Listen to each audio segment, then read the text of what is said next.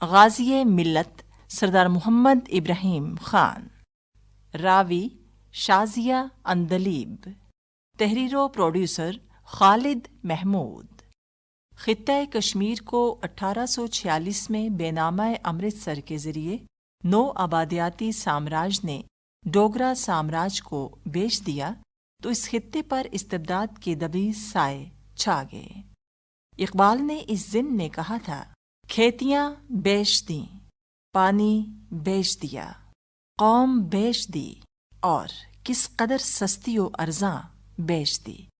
مگر ہر کمالے راز والے کی مصداق ڈوگرا استبداد کے خلاف ریاست جموں کشمیر کے مظلوم مسلمانوں نے صف بندی شروع کر دی، اور اب انہیں ہر محاذ پر لڑنا تھا۔ نوجوان نسل کو علمی، قانونی اور جنگی محاذوں کے لیے تیار کرنا تھا۔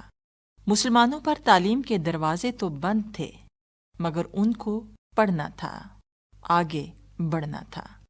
استبداد و جبر کے اسی دور میں ریاست کے دور افتادہ علاقے راولاکوٹ میں سردار محمد ابراہیم خان کی پیدائش 22 اپریل 1915 میں ہوئی، جنہوں نے آگے جا کر قیام پاکستان سے قبل ہی قرارداد الحاق پاکستان کی منظوری اور آزادی کشمیر کے بیس کیمپ کے قیام کے لیے اپنے آپ کو وقف کر دیا اور غازی ملت کے لقب سے مشہور ہوئے۔ آپ آزاد ریاست جموں کشمیر کے بانی صدر بھی ہیں۔ غازی ملت سردار محمد ابراہیم خان نے اپنی ابتدائی تعلیم پونچھ شہر کے ہائی سکول سے حاصل کی۔ میٹرک کا امتحان 1933 میں پاس کیا۔ اسلامیہ کالج لاہور سے 1938 میں BA کیا اور پھر اعلیٰ تعلیم کے لیے 1940 میں انگلستان چلے گئے۔ جبر و استبداد کا دور تھا۔ ڈوگرا مہاراجا نے مسلمانوں کو معاشی لحاظ سے کمزور کرنے کا ہر حربہ آزما لیا تھا، لہذا تنگ دستی کے اس دور میں مٹھی آٹا اسکیم کے تحت غازی ملت کے قبیلے نے اعلیٰ تعلیم کے سلسلے میں ان کی معاونت جاری رکھی۔ 1942 میں آپ نے بارٹ لا کیا اور وطن واپس آ کر وکالت شروع کر دی۔ 1946 تک ریاست جموں کشمیر کے اسسٹنٹ ایڈوکیٹ جنرل رہے اور 1946 میں ملازمت سے استعفیٰ دے کر آل جموں کشمیر مسلم کانفرنس میں شمولیت اختیار کی۔ جب ریاستی مسلمانوں کے پراسرار مطالبے پر ڈوگرا استبداد نے قانون ساز کونسل کا قیام عمل میں لایا تو غازی ملت نے اس کونسل میں مسلم اکثریتی حلقے سدھنوتی سے منتخب ہو کر مسلمانوں کی بھرپور نمائندگی کی، اور آل جموں کشمیر مسلم کانفرنس جو اس وقت ریاست جموں کشمیر کے مسلمانوں کی نمائندہ جماعت تھی، اس کے پلیٹ فارم سے انتخابات میں حصہ لیا۔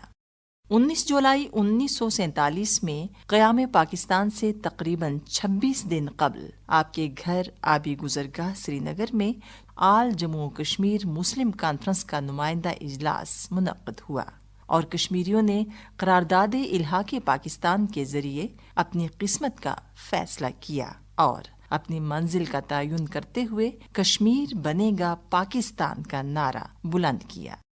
اس کے بعد تحریک آزادی کا باقاعدہ آغاز ہوا۔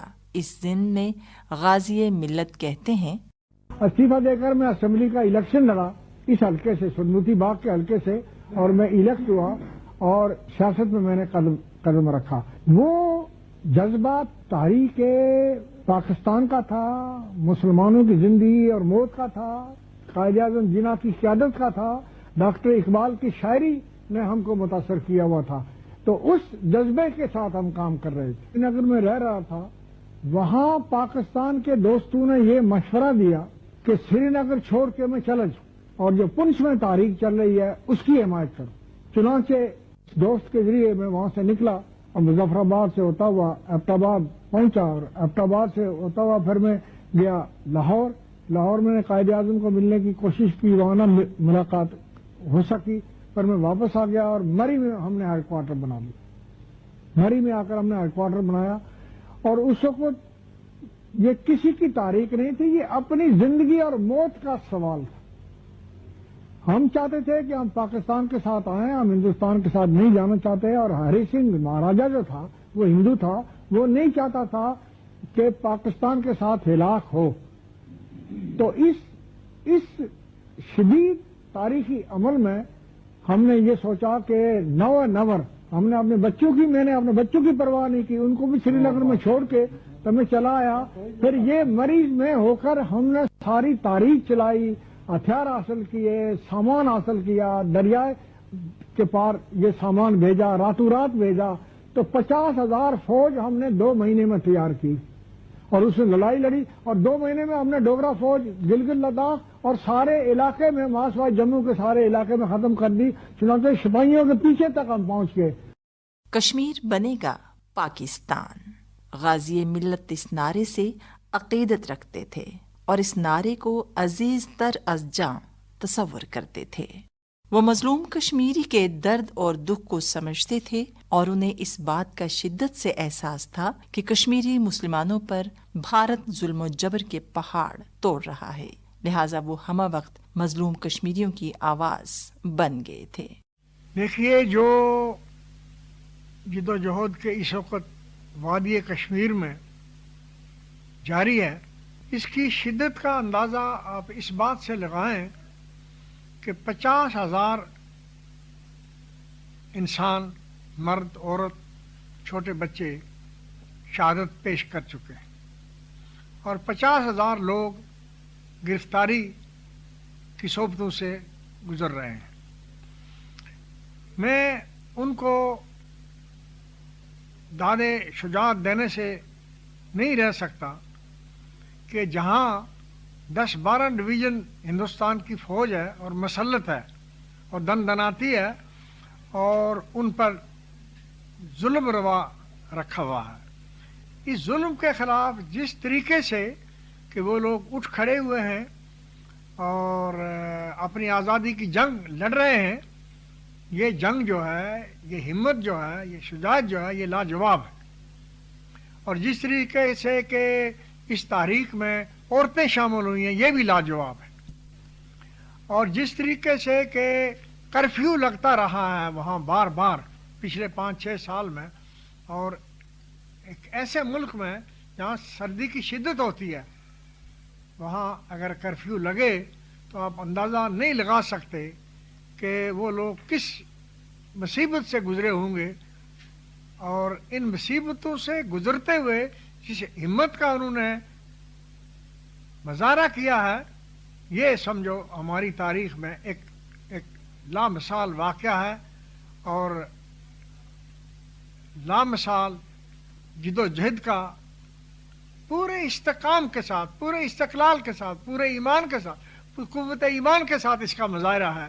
یہ ہمارے لیے باعث سکون ہے اور ہم ان کو یقین دلاتے ہیں کہ یہ ان کی تاریخی جو جد و جہد ہے، اس کا ہمیں احساس ہے. جس طریق سے کہ یہ تاریخ 1947 میں شروع ہوئی، وہ ایک عظیم تاریخی واقعہ ہے. وہ اعلان جنگ ہوا، ہم نے فوجیں تیار کی، ایک متوازی حکومت کا قیام عمل میں لایا. جو مہاراجا ہری سنگھ کی حکومت تھی اس کے خلاف ہم نے اعلان بغاوت کیا، علم بغاوت بلند کیا. ہم نے فوجیں تیار کی، 50,000 فوج ہم نے تیار کی، اور ایک تھوڑے سے عرصے میں ہم نے گلگت لداخ سے لے کر پٹھان کوٹ کے بارڈر تک ہم نے جتنی فوج تھی ہری سنگھ کی اس کا کل کامہ کر دیا. لیکن ہندوستان نے ہمارا ساتھ نہ دیا اور انہوں نے اس کو ہری سنگھ سے ایک مشکوک سی دستاویز پر دستخط کرا کے انہوں نے جواز بنا لیا کہ یہ ہندوستان کا ہلاک ہو گیا اور کشمیر کا ہلاک ہو گیا، اور اس علاق کو جواز بنا کر ہندوستان نے اپنی فوجیں اتارنی شروع کر دیں کشمیر کے اندر بذریعہ ہوائی جہاز سری نگر میں. چنانچہ ہماری اور ان کی جنگ ہوئی بارہمولہ کے مقام پر، سری نگر کے بارڈر پر. 27 تاریخ کو ان کی ہماری جنگ ہوئی، جس میں ان کی کماؤں ریجمنٹ پوری کی پوری ہمارے جو मुजाहिदीन से इन्होंने उनका सफाया कर दिया। उसके बाद फिर मुतवातर फौजें हिंदुस्तान ने उतारी और 1948 जनवरी में अंजाम कार हिंदुस्तान अपना केस सलामती कौंसिल में ले गया। वहाँ शेख अब्दुल्ला साहब भी गए, मैं भी गया, हमारी डेलीगेशन गई, पाकिस्तान की डेलीगेशन गई और हिंदुस्तान ने ये इल्ज़ाम लगाया कि भाई पाकिस्तान ने हिंदुस्तान के ख़िलाफ़ एग्रेशन किया है, हमला किया है और ज़्यादती की है, और उन्होंने कहा कि पाकिस्तान को इससे मना किया जाए। चुनांचे ये एक अरसा बहस चली और बहस चलने के बाद एक कमीशन आया और उस कमीशन ने फिर मुतवातर सन 1948 का पूरा साल लगाकर ये मसला इस पर तय हो गया कि हिंदुस्तान पाकिस्तान ने सीज़ फायर एग्रीमेंट पर दस्तखत कर लिए। और उसके बाद की कहानी फिर लंबी कहानी है कि पूरे निसफ सदी तक ये बहस चलती रही, जबकि 1999 में जाकर फिर कश्मीरी लोगों ने फिर बगावत का ऐलान कर दिया। हमें भी मुसलमान मुल्कों की हमायत हासिल है और सबसे बड़ी जो तारीख कश्मीर में चल रही है उसकी हमायत हमें हासिल है और हमारी उनको हासिल है, हमारी दुआएं उनके साथ हैं। कायद-ए-आज़म मोहम्मद अली जिन्ना रहमतुल्लाह अलैह से अक़ीदत और पाकिस्तान से लाज़वाल मोहब्बत के नतीजे में आपने अक़वाम कश्मीर को इकट्ठा किया और तहरीक आज़ादी कश्मीर का आगाज़ किया। 24 अक्टूबर 1947 को आप आज़ाद रियासत जम्मू कश्मीर के बानी सदर बन गए। आज़ाद जम्मू कश्मीर की तरक्की व खुशहाली और आज़ादी के बेस कैंप की खिश्ते अव्वल रखी और आज़ाद रियासत में जमहूरियत की तरक्की व फ़रोग़ और तहरीक आज़ादी के लिए सारी उम्र कोशां रहे। आप आज़ाद कश्मीर की सदारत पर 4 मरतबा फाइज हुए। आपने मसला कश्मीर को आलमी सतह पर उजागर किया। एक मौके पर पाकिस्तानी नयाद अमरीकी शहरियों से खिताब करते हुए उन्होंने कहा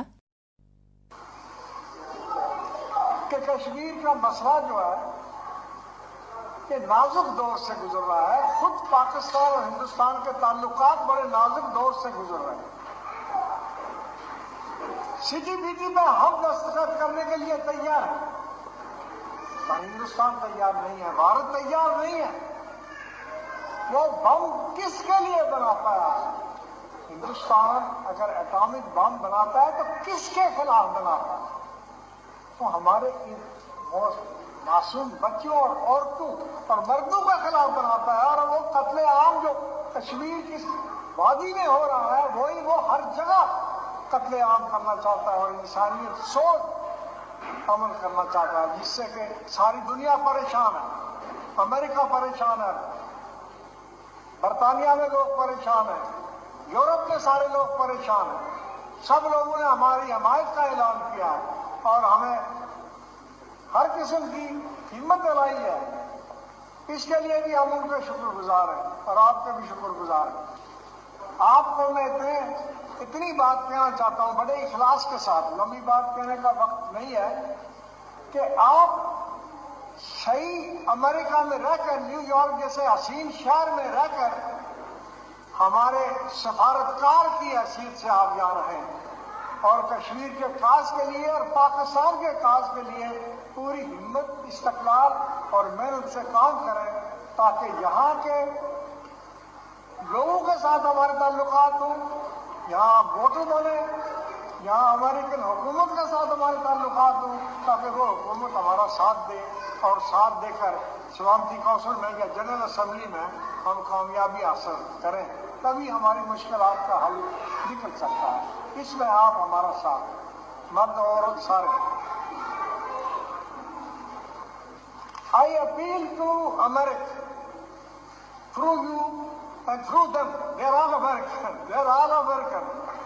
They are Pakistani American. They are your friends. They will make friends with you. And we appeal to the American people, the American government, that they side with us in Kashmir. In Kashmir, 50,000 people have been killed in Kashmir. Can you imagine? In a 10 million people population, 50,000 people have been killed and 50,000 people are in jail. Such mighty sacrifices that people are making, they are good people. handsome people. We come from a very beautiful, the most beautiful country that ever there was. As good, Kashmir is maybe a little more, better than New York, but New York is beautiful. غازی ملت مملکت خداداد پاکستان کی تحریک آزادی کشمیر کے لیے خدمات کو قدر کی نگاہ سے دیکھتے تھے اور وزارت خارجہ کی کوششوں کو سراہتے تھے۔ پاکستان حکومت نے ایک Kashmir committee, parliamentary Kashmir committee بنائی ہے اور متواتر ڈیلیگیشنز ہماری بھیجی گئی ہیں باہر۔ میں خود یورپ میں گیا تھا کچھ عرصہ پہلے، کچھ سال 1.5 سال ہوا، اب UN میں گیا تھا، تو جتنے بھی ادھر ہیومن رائٹس میں ہم گئے، جنیوا میں گئے، پھر دوبارہ اس سال گئے، تو جہاں تک کہ فارن میڈیا کا تعلق ہے، اخبارات کا تعلق ہے، حکومتوں کا تعلق ہے، سیاستدانوں کا تعلق ہے، پارلیمنٹ کا تعلق ہے، ہم نے یورپین پارلیمنٹ سے اپنے حق میں ریزولوشن پاس کروایا۔ سویڈن کی گورنمنٹ نے پروٹیسٹ کیا ہندوستان کے ساتھ کہ آپ ظلم کر رہے ہو۔ برٹش پارلیمنٹ نے ریزولوشن پاس کیا اور ہماری حمایت کا اعلان کیا۔ سرپرائزنگ ہے یہ بات۔ اور امریکن گورنمنٹ نے بھی ہندوستان کی پالیسی کو کنڈیم کیا کہ جو زیادتی کر رہے ہیں، جو ظلم کر رہے ہیں ہیومن رائٹس کے تناظر میں، انہوں نے اس کو بھی کنڈیم کیا۔ تو یہ ہیومن رائٹس کا پرابلم جو ہے یہ جنیوا میں بھی ڈسکس ہوا 2 دفعے اور دنیا میں بھی ہم نے پھیلایا۔ تو جہاں تک کہ حکومت پاکستان کے ذرائع کا تعلق ہے، ان کے پیش نظر جو تحریک چلائی جا رہی ہے ابراڈ، جو دنیا کو بتلایا جا رہا ہے، میں سمجھتا ہوں کہ یہ کافی حد تک تسلی بخش۔ بھارت کے جبری قبضے اور جھوٹے پروپگنڈے کو انہوں نے تشت بام کیا اور بھارتی حکمرانوں کی چانکیا پالیسی اور انتہا پسندی کی کھلے لفظوں میں مذمت کی۔ غازی ملت اس ضمن میں فرماتے ہیں، یہ بہت برا دن تھا ہماری تاریخ میں کہ ہندوستان نے، جبکہ مہاراجا ہری سنگھ اپنا دارالخلافہ چھوڑ کر بھاگ گیا تھا سری نگر دارالخلافہ اور جموں میں چلا گیا، اور انہوں نے ایک دستاویز تیار کی، علاق کی دستاویز تیار کی، جو بعد میں ہمیں اب بھی علم ہوا ہے کہ ایسی کوئی دستاویز تیار ہی نہیں ہوئی تھی، نہ ہری سنگھ نے سائن ہی کی تھی، نہ دستخط ہی ہوئے۔ لیکن اگر یہ فراڈ قسم کا بنا کر ایک ڈرامہ اور ایک دستاویز اور اس کے جواز میں اگر ہندوستان کی فوج اتاری گئی، تو میں سمجھتا ہوں یہ تاریخ کے ساتھ بڑی زیادتی ہے اور ہندوستان نے اپنے ساتھ بڑی زیادتی کی ہے۔ آخر میں آپ مقبوضہ کشمیر میں مصروف جہاد مجاہدین کے لیے پیغام دینا چاہیں گے؟ جو لوگ کہ وہاں مصروف جہاد ہیں اور قربانیاں پیش کر رہے ہیں، ان کی قربانیاں لامثال ہیں اور ان کی جد و جہد جو ہے وہ بھی لامثال ہے، اور اس کا کوئی جواب نہیں۔ ہم ان کو یہ یقین دلاتے ہیں کہ آزاد کشمیر سے ہو کر، یہاں سے ہو کر جو ہمارے بس میں ہے، ہم ان کی حمایت کا اعلان کرتے رہیں گے اور ان کی امداد کرتے رہیں گے۔ جہاں تک تعلق ہے دنیا کی رائے عامہ کا، ان کی اس کوشش سے، اس جد و جہد سے دنیا کی رائے عامہ ہمارے حق میں ہو گئی ہے، اور اگر یہ آدھا سال اور یہ جاری رہی تو انشاءاللہ میرا خیال ہے کہ اس معاملے کا حل نکل آئے گا اور کشمیر کی آزادی کی کوئی صورت سامنے آ جائے گی۔ آپ کے رگ و پے میں پاکستان اور اس پاک سرزمین سے محبت تھی، جس کا اظہار آپ نے اپنے کردار و اقوال سے کیا۔ آپ کی زندگی سرفروشان تحریک آزادی اور وطن عزیز مملکت خداداد پاکستان کے محبوں کے لیے مشعل راہ ہے۔ غازی ملت سردار محمد ابراہیم خان کی 19ویں برسی کے حوالے سے خصوصی پروگرام آپ نے سنا۔ راوی شازیہ اندلیب، تحریر و پروڈیوسر خالد محمود، پیشکش آزاد کشمیر ریڈیو مظفرآباد۔